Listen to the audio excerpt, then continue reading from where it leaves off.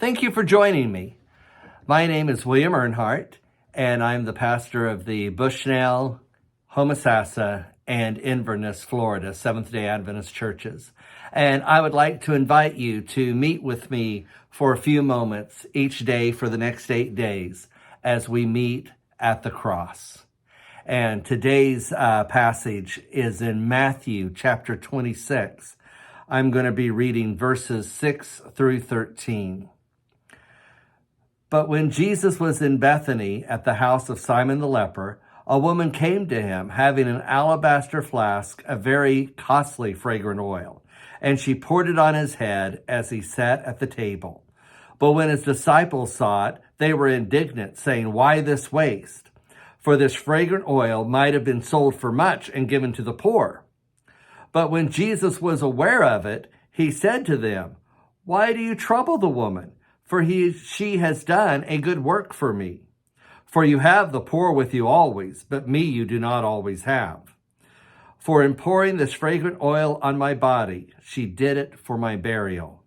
Verse 13, "Assuredly I say to you, wherever this gospel is preached in the whole world, what this woman has done will also be told as a memorial to her."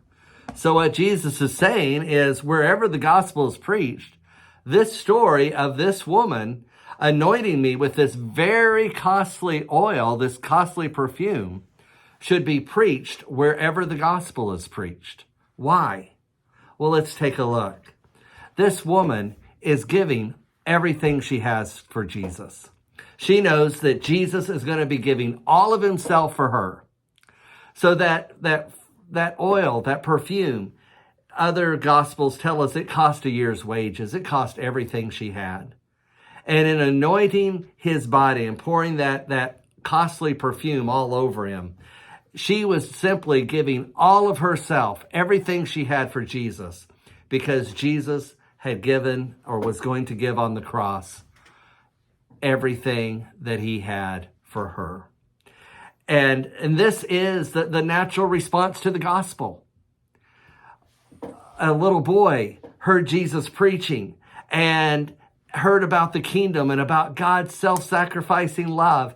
And when he heard that and heard that Jesus needed a lunch, was looking for food to feed a multitude of people, he gave his entire sack lunch to Jesus that day.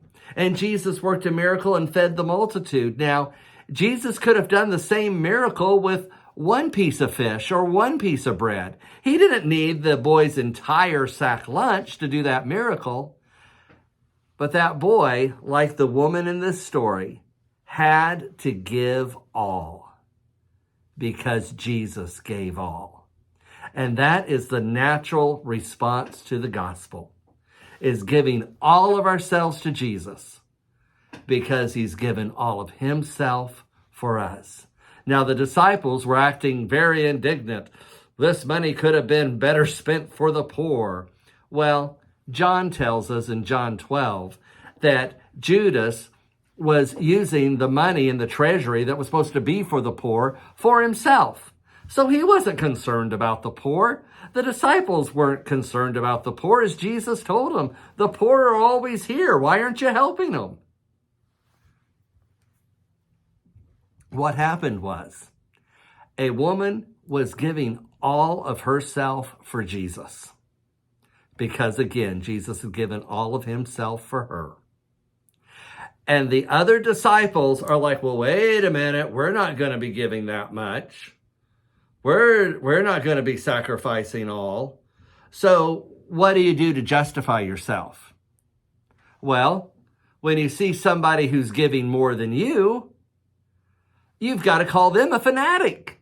Because now if you make somebody that is just responding to the gospel, not being legalistic, not being holier than thou, just somebody that wants to give all of themselves to Jesus just because Jesus gave all of himself for them, when you see somebody like that, but you don't love Jesus that much, then to make your love look normal and balanced, you have to make this person look fanatical.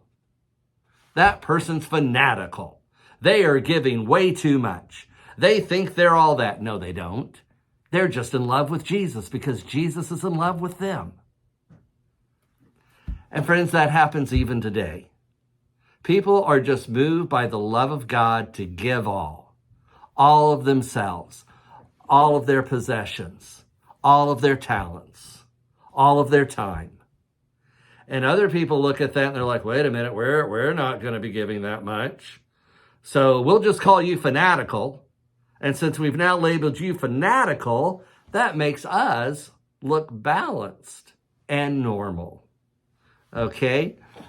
Again, this story is to be preached wherever the gospel is preached, to let everyone know the true response to the gospel, to Jesus dying on the cross and giving all of himself for us. That natural response is for us to turn around and give all of ourselves for Jesus. This story has a great tie to the cross. This happened just a few days before the cross. And like I said, this oil, this perfume was very expensive. It cost a year's wages. And the woman didn't put a little bit on Jesus. She baptized him in it. Well, back in Bible times, people didn't take a bath every day. So they wore perfume to cover up the evidence that they weren't taking a bath every day. Well, that perfume was strong, potent stuff. And again, it wasn't just a little bit put on Jesus. He's baptized in this. The most expensive perfume money can buy, the most strong, potent perfume money can buy, just a few days before the cross, he's baptized in this. And again, people would do that so they could go a couple, 3 days or so without a bath. Well, he has way more than enough for that. And so now Jesus is on the cross. And people are mocking him, making fun of him, telling him, come down, save yourself. And nobody at that point is believing in him. But as he pushes his feet into those cruel spikes so he can raise himself up to get a breath, he breathes in what? That perfume that he had been baptized in just a few days earlier. He breathes in that perfume. And while everybody's mocking and making fun of him, he's reminded, no, someone cares about what I'm doing. Someone is responding to my sacrifice. And that was just one of many people that will be responding to Christ's self-sacrificing love by giving all of themselves to Jesus, because Jesus gave all of himself for them. Friends, that is the gospel. And that's why Jesus says, wherever the gospel is preached, wherever there's a Revelation seminar, wherever there's the three angels' message being preached, wherever the gospel's being preached, this story is to be told.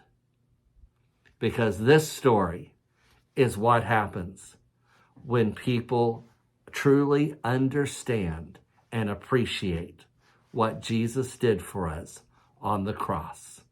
Friends, let's give all of ourselves to Jesus, not so that we can be fanatical, not so that we can be better than anybody else, and definitely not so that we can be saved because we're saved by grace. Let's give all of ourselves to Jesus, because on the cross, he gave all of himself for you. God bless you.